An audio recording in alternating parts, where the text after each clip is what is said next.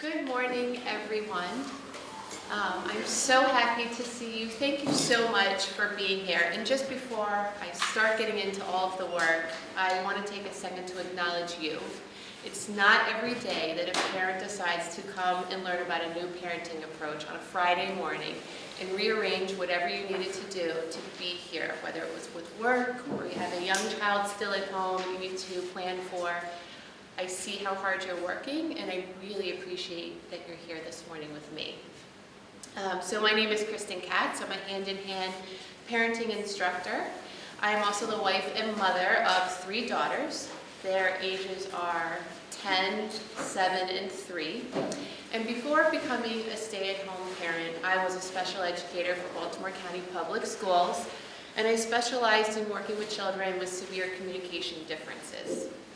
So I will tell you more about me as we get into the material and how this impacts my family. So this is the agenda for this morning. I'm going to share with you about who we are as an organization, what's our mission in the world. I'll introduce you to 3 of our listening tools. And then I'm going to share with you one of my favorite things about Hand in Hand that makes all of this work in my life. Is called the Connection Plan. And then at the end, we're going to do some questions and answers. And what I ask is that when you think of questions, because no doubt you're going to come up with some as we go through the material, that you kind of hang on to those and just see if they get answered through the material that I share. And then if not, this at the end, the Q&A is going to be a great time to ask them. And don't worry, I won't leave you high and dry. Like, I'm going to check in with you to see how it's going. And answer a few as we go.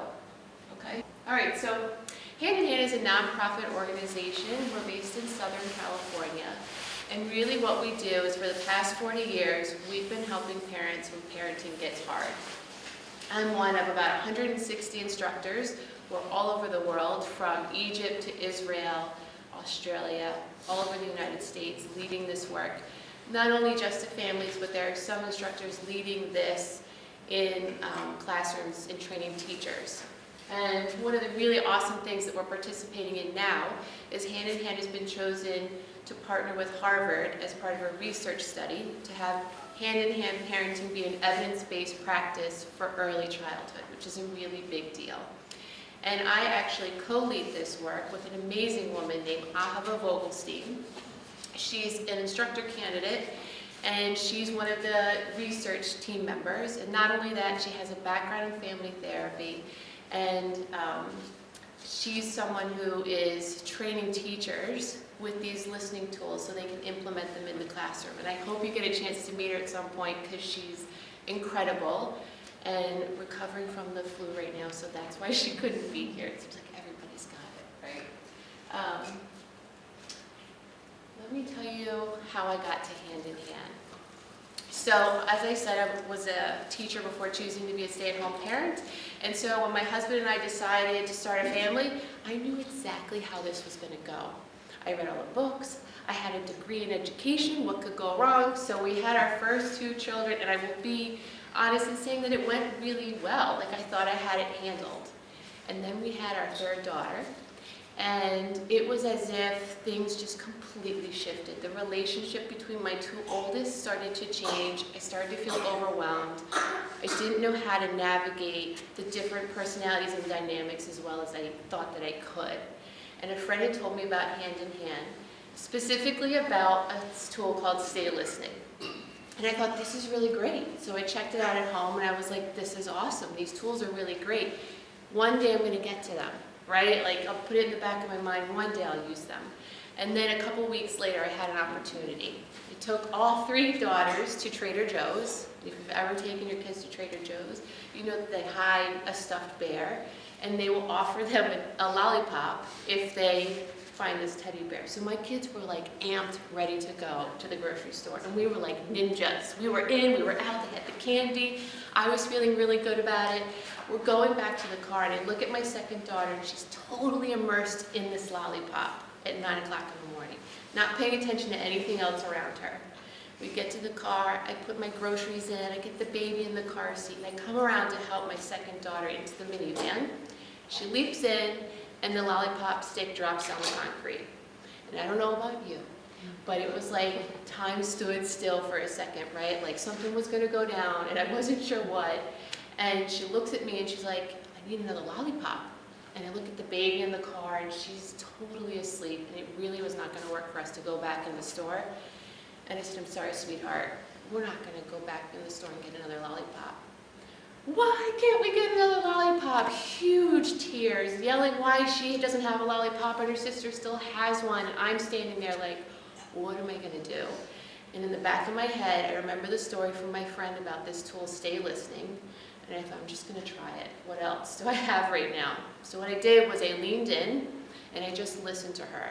And I kept listening to her as she cried about how unfair it was not to have candy, why her sister did. And then as she's letting out all these cries, and I just hung in there with her, she started to talk about things that had nothing to do with the candy.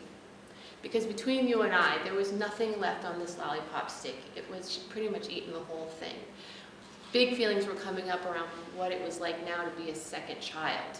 Had nothing to do with the lollipop. And I get goosebumps because I really got clear that big work was being done. And I just hung in there and listened to her. And for about 5 more minutes, the crying started to subside. And she looked up at me, and it was like I had my daughter back. She was super clear. Felt like the storm had passed. And she's like, so we're not going to get more candy? And I'm like, no, sweetheart, we're not. She's like, all right, fine. She gets in her car seat, buckles up. I get in my seat, I'm starting to drive, and she's like, can we listen to music? And I'm like, we're gonna listen to whatever you wanna listen to, right? Because something extraordinary for me happened in that moment where I saw, like, before having access to this tool, I would have tried to negotiate with her about the candy and prove to her that she'd already eaten it, like on, and she would have perseverated on the loss of this candy she felt she needed. And rather, I felt really good about what had happened there in this parking lot. And she didn't perseverate on this candy anymore. So it was a really defining moment for me and a big shift. And I got present to the difference that this work can make for parents and for children and the families as a whole. So that's why I'm passionate and I want to share this with anyone who will listen to me because I know from my experience that it does work. So this is what we do. We share and teach parents, caregivers, and some educators in our 5 listening tools. These tools are doable, they are concrete, and what I love is that they are interchangeable based on where you're at in the moment with your child. They're not one size fits all, they really are flexible in that where you feel you could use these tools. The first 4 are our adult to child listening tools, and the last one here, the play listening, this is our adult to adult listening tool. So today I'm going to introduce you to 3 of them, the Stay Listening, Special Time, one of my favorites, and then the Listening Partnership. Parenting models. So many of us might have been raised with an older style of parenting. Many of our parents did not have access to the amount of information we're inundated with now of attachment theory, brain science, and our parents might not necessarily have been well-resourced to be able to listen to us when we were having big feelings of our own or when we felt hurt, okay? This style of parenting might have looked similar to like crime and punishment, if you will. Like if you were good, if you had good behavior, you were acknowledged, you were praised. And if you were bad, so to speak, and we call it off-track behavior. We don't call it bad with hand in hand. But in an older model, if you had bad behavior, you were reminded of the rules. There was enormous pressure on parents to fix, rationalize, have us stop having big feelings. And I just want to check in with you. Does this older model sound somewhat, like a little familiar? Some flavor of it that you experienced as a child? A little bit. A little bit. It's not bad, right? It's just like an older model. And so with hand in hand, if you look at it as a newer model, our approach is based in giving parents access to tools to meet everyday moments. And we do this also by having a foundation in connection during difficult times, which is counterintuitive to how society's kind of taught us or conditioned us to raise children. Okay? Are you with me so far? I just want to check in. Okay, that's nice. Okay. Oh, that looks good. All right, so what we know from looking at neurobiology, psychology, and brain development is that the brain is a social organ. We're literally hardwired to be in connection with another human being's brain, which is why solitary confinement is one of the worst punishments, because you literally need another person's brain to thrive. And what we know from looking at the brains of children is that during those first few years of life, they're building millions of neural pathways.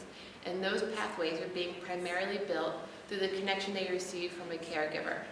So if you go back in your mind to thinking about holding your new baby, and you're cooing at them, and they're cooing at you, and you're just delighting in them and pouring in that warmth, you're literally feeding their brains, building that neural pathway, which enables them to thrive and have access to all the other working parts of their brain.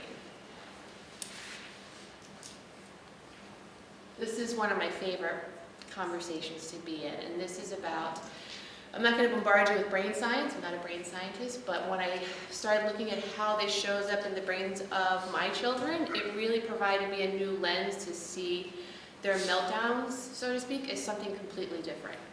So, and I'm a kinesthetic learner, so I'm just going to show you with my hand too. So imagine that this is the head, the nose is here, the front of the face, and this is the back of the head. And right here you have your brainstem. This is the part of your brain that's responsible for keeping us alive, for inhaling, exhaling, having your heart pump the blood through your body. Connected to the brainstem is called the limbic system, right here. This is the social part of our brain. This is the part of the brain that has our gut responses. We're asking those questions, am I safe? Do I feel seen? Am I wanted? And when we have access, and when we're feeling connected, it allows us to have, access to the other thinking part of our brain. And another interesting part about the limbic system is that it actually detects the other emotional state of another brain, another mammal, and matches their physiology to that other mammal. So it's a highly sensitive part of our brain that's always turned on, scanning the environment, looking for that connection. When we're feeling connected, we have access to the prefrontal cortex. And this is the thinking part of our brain. This is the part of the brain that we love all those things, not only in children, but in adults. So it's where you get your problem solving, your flexibility, your cooperation, your good judgment, your short-term memory. All those things we love, we have access to when we're feeling connected. And I did not make up the brain model, by the way. That's from Dr. Dan Siegel. If you've ever read any of his work, Parenting from the Inside Out, Whole Brain Child, phenomenal. He does this, and it really gave me a great lens to kind of view things for myself.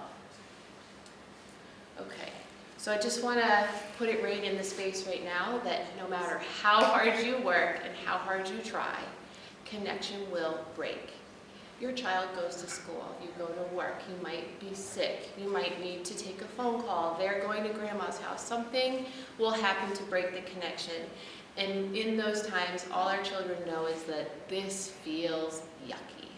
They don't yet have the language to say, wow, I feel disconnected from you. Can you give me a hand? They will show us in different ways that they're feeling disconnected. And if we're looking at that older model of parenting, when children are showing off-track behavior, or some of these signals for emotional tension, that would be a time when we're reminding of our expectations or the rules in our family. Or my favorite is the teachable moment. I used to love a good teachable moment. And if you've ever tried to have one with a toddler in the middle of a full-on tantrum, like it doesn't go anywhere. And it's not going anywhere because they don't have that thinking part of their brain. They just don't have access to it. And so some of the signals for emotional tension, I'll just go over a couple of them that we might misinterpret disconnection or withdrawn. That's when our children are kind of maybe off to the side, sitting on the couch, gazing out, or like twirling their hair. They're just not really connected or present to what's happening around them. Again, off-track behaviors, we don't call them bad behaviors, we just look at it simply as they're off-track. And then the stop me behaviors, which I'm sure maybe all of you have seen. That's when your child's looking at you, and you're looking at them, and they're like, I'm gonna go pull the cat's tail right now. Or I'm gonna go put my finger in that socket over there, or touch that thing that you and I both know is super not safe for me, but I'm gonna do it. that's their way of signaling something's off, and I need you to bring this connection to me so I have access to that thinking part of my brain again. And I remember back when I just started really immersing myself in this work, I was picking up my 2 older daughters from an activity, and one of them said to me, "What did you bring for snack?"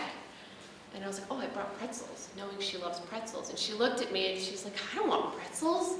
You never pack me what I want," and like stormed off. And I like got goosebumps, right? I could feel like the heat rise a little bit, and I was just like, had that ticker of, "Don't you know I packed this snack for you?" And I picked, like that whole thing. I started getting revved up, and I'm like, hold on. And so I walked a little bit slower behind her. And when I caught up with her, and I said, "Wow, sweetheart, that did not feel good for me." She looked at me and just started crying. And what she started sharing with me is about an interaction she had with a friend earlier that day at school. And I really got clear that upset over pretzels was a pretext for what was underneath, which was bigger feelings that she'd been carrying.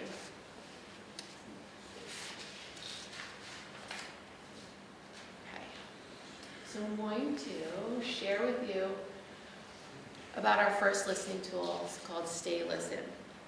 Stay Listening is a highly effective tool at reducing our child's stress when they are feeling that disconnection. So when they start to offload big feelings, and that can look like the tantrums, shaking, crying, yawning is another one, sometimes laughter. When they start to go through this process, that's our opportunity to provide that warmth for them. Because remember, when they are offloading these feelings, their limbic system is still turned on, that social part of the brain looking for that connection, and they can regulate themselves when we bring our calmness to them, right? Their physiology can match ours when we're coming to them with this stay listening and listen to the big feelings. So we're literally giving them a sense of resetting that limbic system so they can think well again. And I recently had an opportunity to offer stay listening to my youngest. I brought her home from school for lunch. She walked in the door and I said, "We have this choice and this. Before that, can you wash your hands and let's take off your shoes?" The normal stuff we do. She did not want to wash her hands. She didn't want to have any of the choices for lunch. She definitely didn't want to take off her boots. She was walking around the house, and I thought, okay, something's up. So I just started to follow her around as she walked into the living room, and she sat on the couch, and she looked at me, and then she just started crying. And I just hung in there with her, offering eye contact with her and warmth. And she went on to like, "I don't want to wash my hands. I want you to take off my shoes. I don't want your lunch. I don't want anything." And then she threw back her head and said, "I lost my blankie." And I looked at her and I said, "Yeah, we lost your blankie," which was a big deal for her. More crying, lots of tears, big like that kind of like where you can't catch your breath type of crying. Went on for about 4 minutes. I just hung in there with her, sitting on the couch. I didn't say anything. And then after a while, about 4 more minutes, she just sort of leaned into me. And I kept looking down at her. I put my arm around her, and then she looked up at me. And again, it was like she was clear. Like she wasn't crying any longer. She was present in the moment with me, and she said, "Okay, I'll have cucumbers and hummus." I said, "Okay, you have cucumbers and hummus." And then she did all the things that she knew to do, taking off her shoes, washing her hands, went and had lunch. After lunch, she then went and picked an activity to do. But it was a really great opportunity for me to just provide her an opportunity to go through the body's innate natural healing process. This is our inborn way of how to naturally heal from hurt and stress. Okay, I want to pause for a second. Does anybody have a question so far specifically to what I've talked about with stay listening? Yeah? So it sounds like you're supposed to sit there and let them just let it out. You're not supposed to have a dialogue or tell them like, "Listen." Yeah. You're overreacting, contain your emotions, chill, try to calm down, take a deep breath, you don't need to say anything. Right. Okay. I'm just going to add to that, and the piece is that they can't hear you well. right? Their limbic system, that social piece, is kind of like offline running the show, so they're not thinking well to hear that stuff that you're sharing with them, the rationality, right? Okay, I can take one more, John. What age range are you referring to with this particular development phase of the limbic system? Forever. Oh, Because what I will say is, when we're releasing, let's look at tears. Tears are composed of so many different elements. There's reactionary tears that are made up of 98% of water. And then tears that we make when we are crying a shifted emotional state. And they found when they studied the composition of tears, we're releasing toxins, cortisol. It naturally releases those feel-good hormones, our endorphins. So as adults, if you've ever had a big cry and you feel some relief afterwards, like this is just our body's natural way of healing itself. We've just learned through centuries, and I'll get to it, that that's not okay, or it's got to be contained in some way. Great questions, and I'll get to more as we go on. Okay, so, and you kind of alluded to this in your question. For centuries, and I think it's so interesting, we've been taught as parents of how to raise children is to manage their big feelings, especially when we're in public, because we don't want to inconvenience the people around us, right? Even thinking about music, right? There are songs like Big Girls, I'm not going to sing them for you, but Big Girls Don't Cry, or Christmas time, there's like, you better watch out, you better not shout, Santa Claus is coming. There's like messages of like, you gotta keep it together. Like, it's just not working to let it all out. And so parents in an older model, or even parents today, and this was me before I had Hand in Hand, I felt enormous pressure to fix, to figure it out, to problem solve when my children were having a difficult moment. Right? There was enormous pressure on us. All right, so I just shared with you this really awesome yet hardworking tool. It's hardworking for us, it's hardworking for our kids. How do we do this? So naturally, when you see your child going through the throes of a big upset or just having a hard time, it can bring up big feelings for you, naturally. What do you do with that? How do you be with a stay listening experience? And what I love about Hand in Hand, this is our second listening tool that I'll share with you today. It's called a listening partnership. And a listening partnership is you and another adult agree to exchange listening time. It can be anywhere from 5 minutes to 30 minutes each way. And what I love so much about this is an opportunity for you as the talker to use your time well, to work out all the stress, the things you're dealing with, the pressures you might be feeling in listening time, and be truly heard. It's super unique. I'll get into more about how unique it is, but you can use this time as the talker in a listening partnership to go through the frustration you feel over your boss giving you one more assignment, knowing full well you have a kid home with a stomach bug, right? Like, that's taxing on us. What do we do with these big emotions so that we're not bringing this home into our families? And especially impacting how well we can stay listened, we use our listening partnerships for this. So a listening partnership, it's not a conversation, it's not a back and forth, not a dialogue. So you as the talker use this opportunity you can retell a story, or you can share your frustrations about why your child, every time you have to go to the grocery store, won't put on their shoes, or they can't figure out how to tie their shoes, but they know how to do it, and it just is weighing you down, right? This is a great place to take these feelings that you have and go through your own natural healing process. And it comes with practice, noticing where you're frustrated or what's hard, and allowing those feelings to come up in the presence of another person who's providing you this warmth. And these, you might laugh. I'm a big laugher when I release stress. You might cry. Yawning is a really great indicator you're going through the body's natural healing process. And you as the listener, that's your job, is to provide listening. We're kind of conditioned now to listen to respond, and in a listening partnership, all you're doing is listening. You're pouring in that warmth. You're holding them in the space of they are intelligent human beings. They can problem solve. They will make the right choices for their family, and you're giving them this gift of being able to figure this out, of going through whatever they need to go through during this exchange to get there.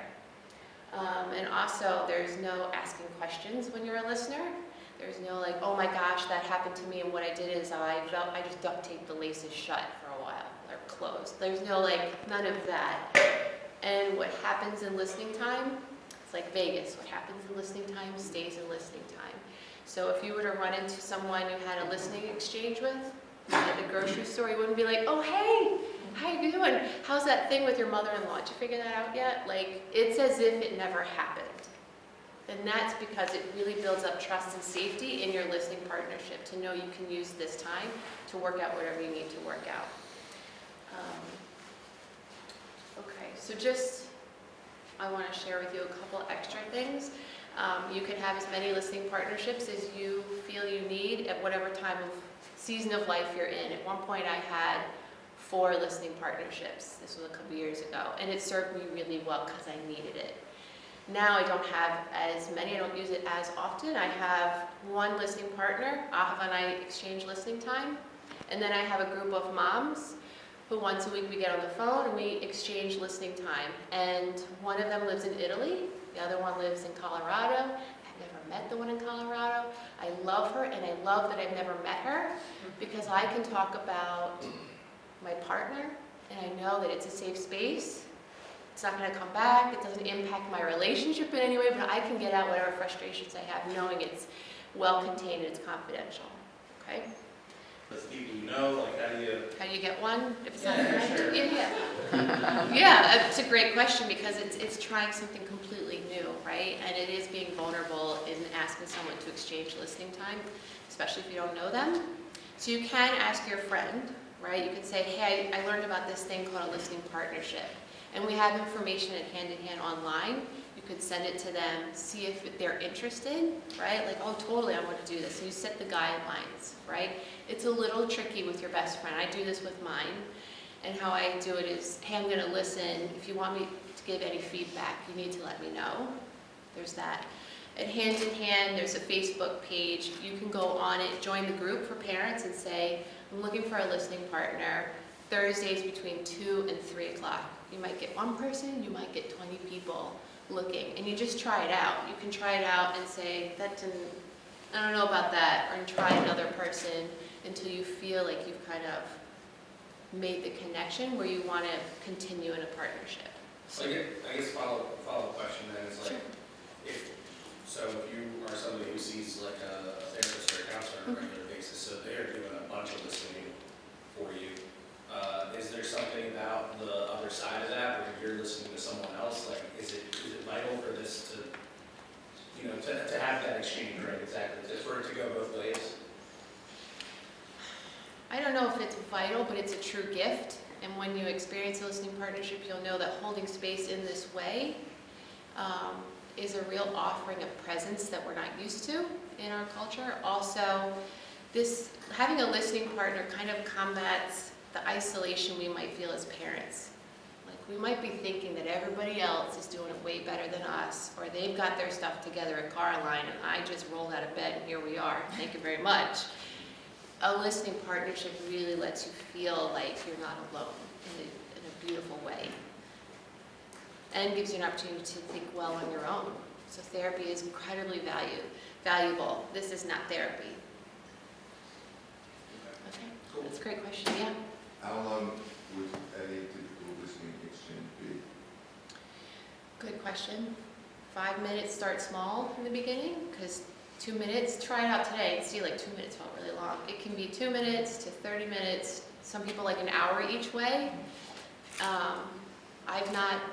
Me personally, I've not done an hour each way. I do about 30 minutes each way. But that's what works for my schedule. That's what works for me. I've been doing it for a while where I kind of just move right into, don't even tell a story sometimes. I want to celebrate something with somebody who gets what it's like to toilet train, and like, I just want somebody to be my cheerleader and look at me and provide warmth. So it really is based on what you're comfortable with. Yeah, John.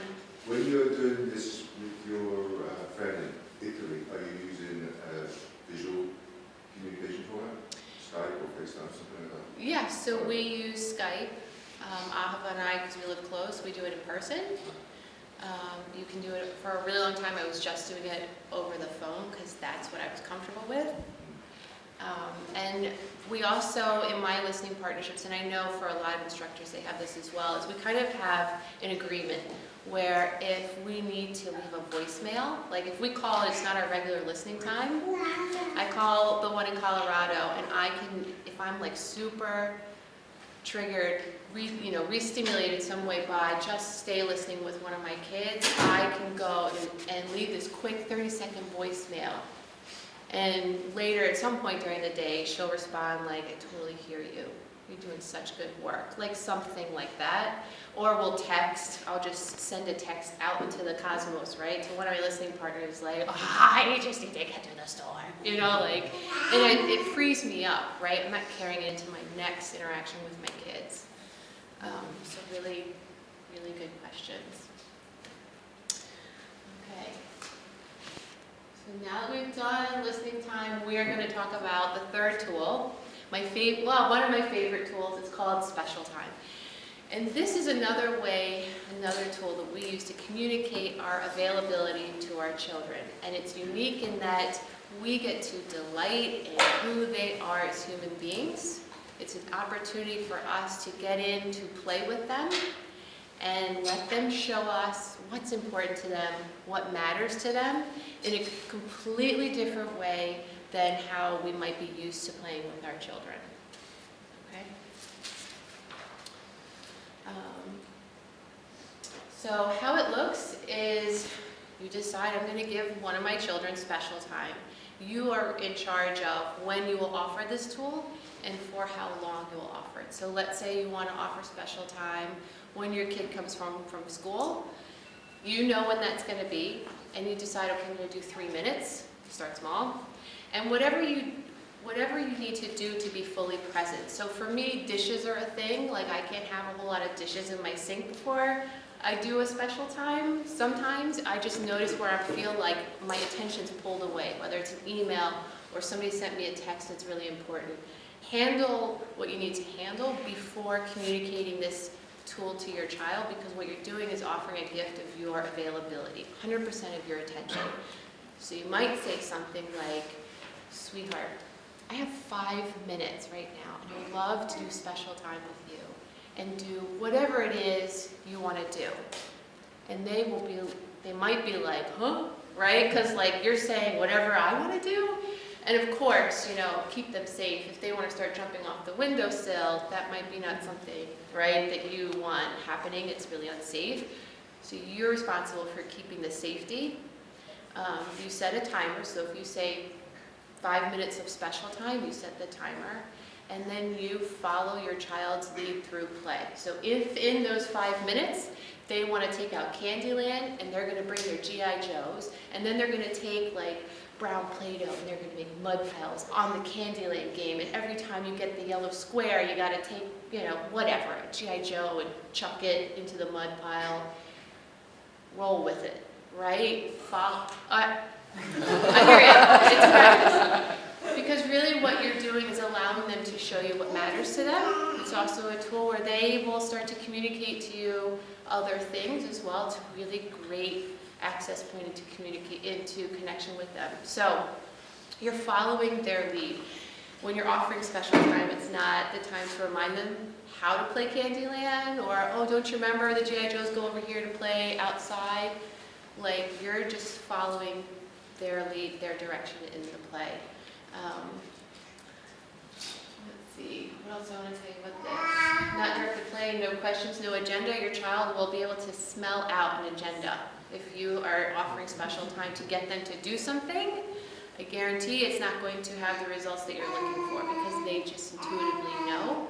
This is your offering to them that you want their lives to go well and you want to delight in who they are, okay? And this is also a tool you can use strategically. If you notice there are some rough spots for your kiddo, one of my daughters had a really difficult time with the transition from the car to school. Every time we would pull up through car line, I was white knuckling it because I was looking at people going, she's not going to get out. She's not going to get out. She's not going to get out. She's going to need help to get out. I'm going to feel awful. But this is how she's going to go to school. It was awful for me, right? And then I learned about offering special time. And so I decided I'm going to try it out before she leaves for school. So what I did was I pulled up, I dropped off my oldest, I parked in the parking lot. We had 15 minutes before it was her time for arrival. And I said to her, sweetheart, we have 15 minutes. I would love to do special time with you.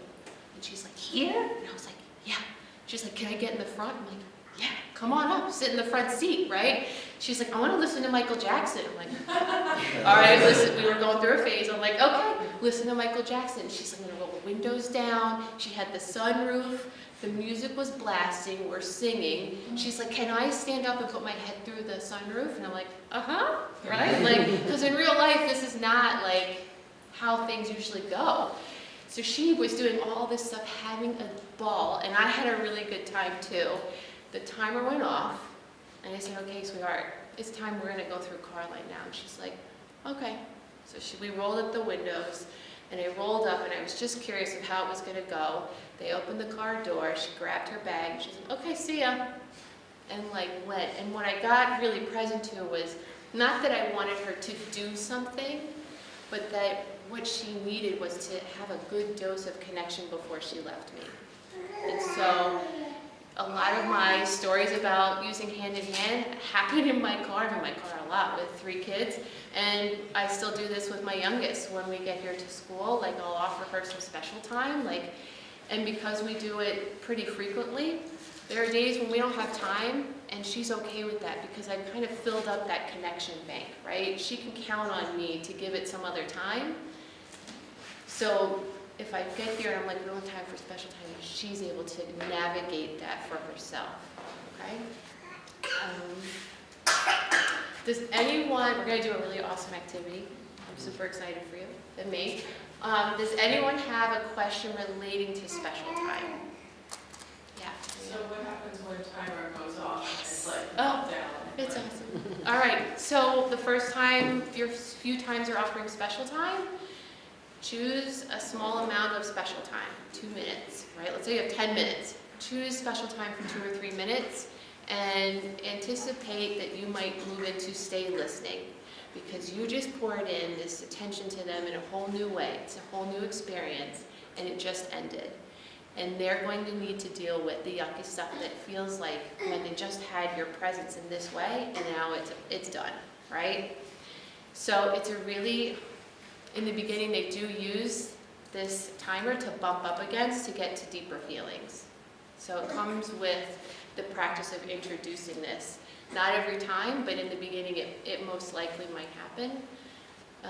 And if you've got 4 minutes for special time, and they choose like a really lengthy game like sorry, and you know 4 minutes isn't enough, that's another way to navigate kind of building that resiliency, right? So they might not have the time to finish the game, and you can say, sweetheart, we're gonna move this game, put it on top of the fridge so nobody touches it.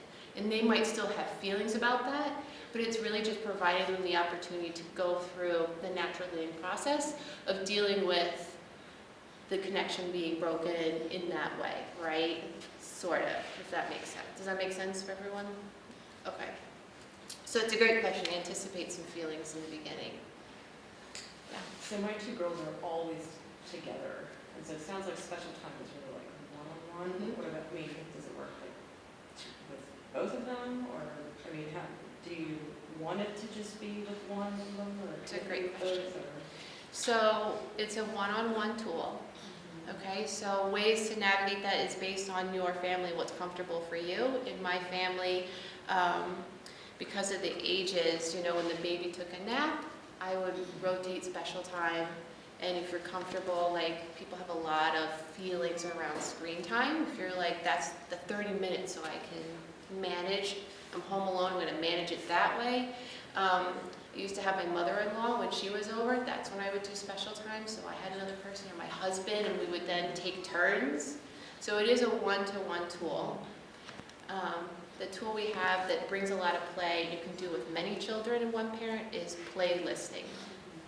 I'm not going to be able to cover that today. That's in a starter class, but there is a tool where you can be with both of your children, offering that warmth and play in a different way. Does that answer your question? Okay. Anyone else? Yeah. So you present them this idea of special time, and you're like, all right, you're basically in charge, so you call the shots on what we're going to do.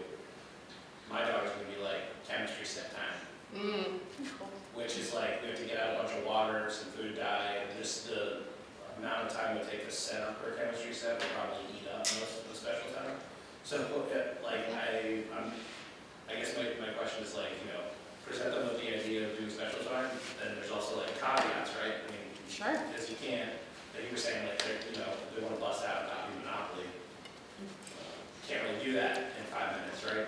Yeah, but you can also use that time to still pour in that warmth and connection while you're getting the materials, right? I get that they're going to pick maybe something really lengthy, and they might have feelings about not being able to do it the way that they thought they would.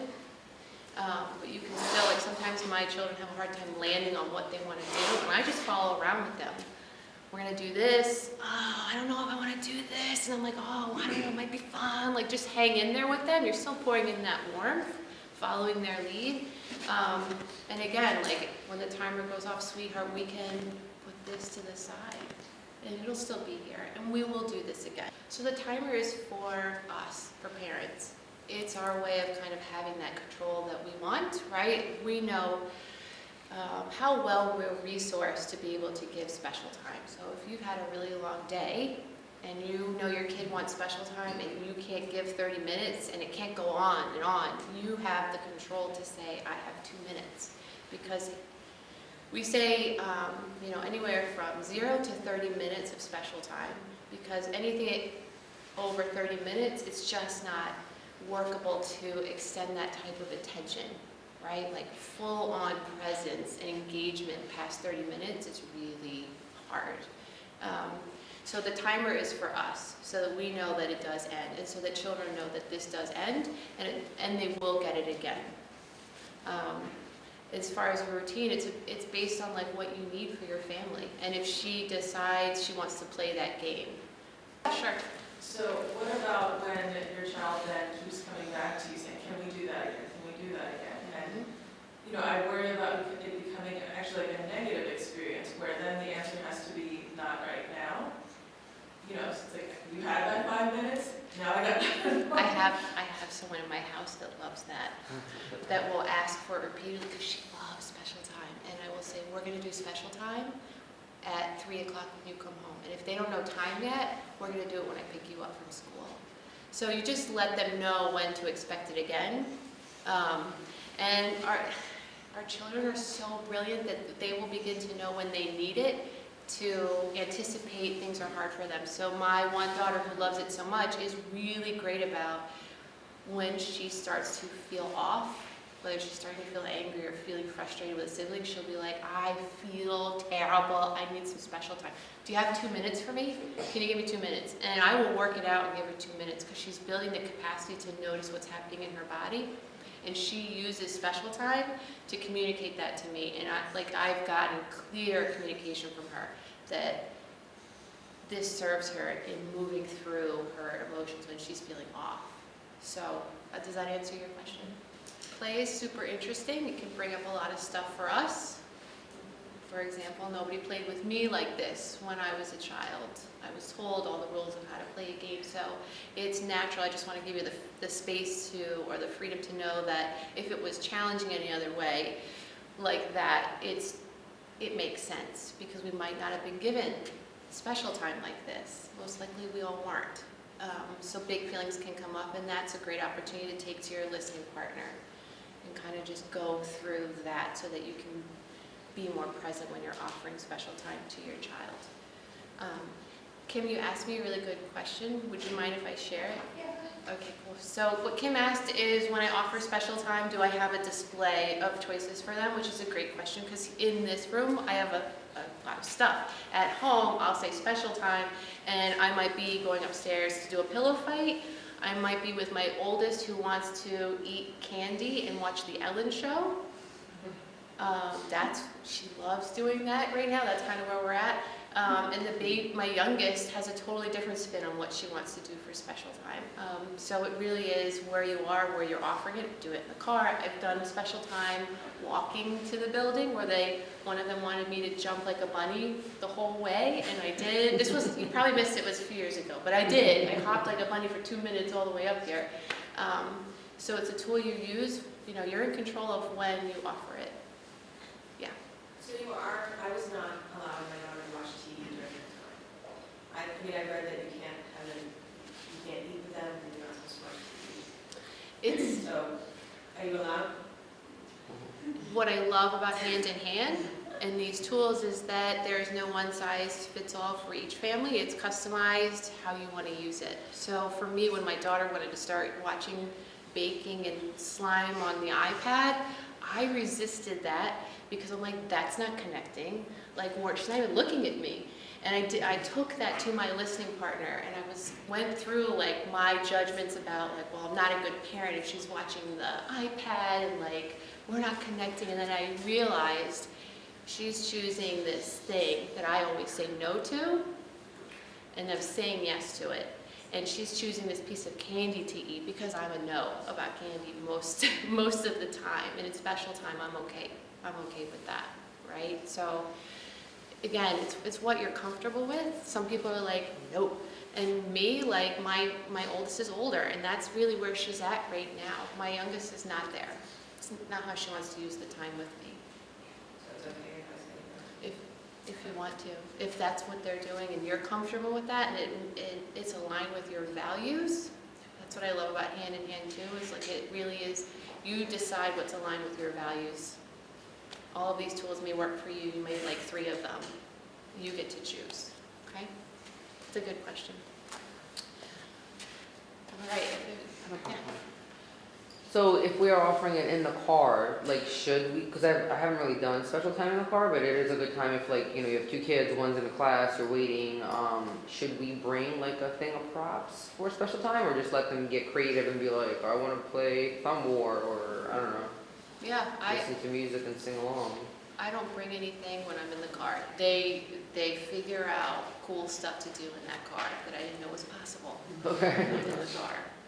And again, it's what's safe, right? You're responsible for the safety. So if that's like uncomfortable, then don't do it in the car. Don't offer it in the car. Okay, great.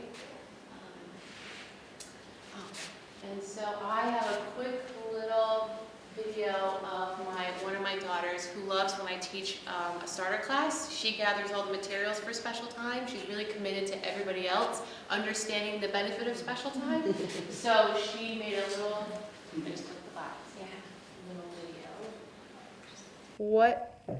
What is special time for you? A special time is like a time where you get a lot of attention and no one can interrupt you. And people are spending a lot of time with you, like who you're doing it with.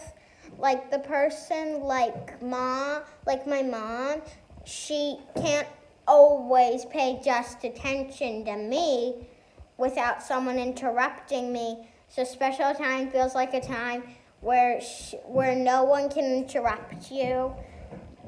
This person's just spending time with you. And what does that feel like? It feels like you're really getting attention and people are really listening to you instead of you saying something and another person just goes on and talks and then that person listens to them instead of you. Nice. And what does it feel like to have that attention? It feels really good. It makes me happy. Cool. Special time happens a lot in my house and I like to do pillow fights. And the last piece I'm going to share with you is what we call our connection plan. So we have plans for our daily lives. We have, if we're really on top of our game, we might have weekly menu plans, right? We have plans and agendas for our jobs, plans for vacation, and we might not necessarily think about a connection plan. How do we incorporate these tools? How do we offer this connection in our already very busy lives? And what I love during our starter classes, we go into how do you take these tools and incorporate them into your life. And And so for me, when I was looking at like during the weekday, I know one of my daughters really needs me and my presence right when she wakes up. The other two don't seem to need that connection, right? And then after school for my youngest, that's when she could use some special time with me. So I kind of look at one day or like my weekdays, and I look at where are my connection meals going to be? Where can I plug that in? And what I love about this tool is it really helps to decrease the number of off-track behaviors. You know, those ones where they're going to go pull the cat's tail, those things that like keep popping up. This helps to create a structure around that so that you can know when to anticipate when you want to offer those connections to your child. So it's a really great thing that we offer during a starter class that makes all of these tools kind of work together for you. But I just want to take a second to acknowledge you. Thank you for being here. I had a really great time spending my Friday morning with you, and I'm truly inspired by your commitment to your children and to your family, because again, it's not every day someone chooses to come and learn about a different approach to parenting. And I thank you for spending your morning with me.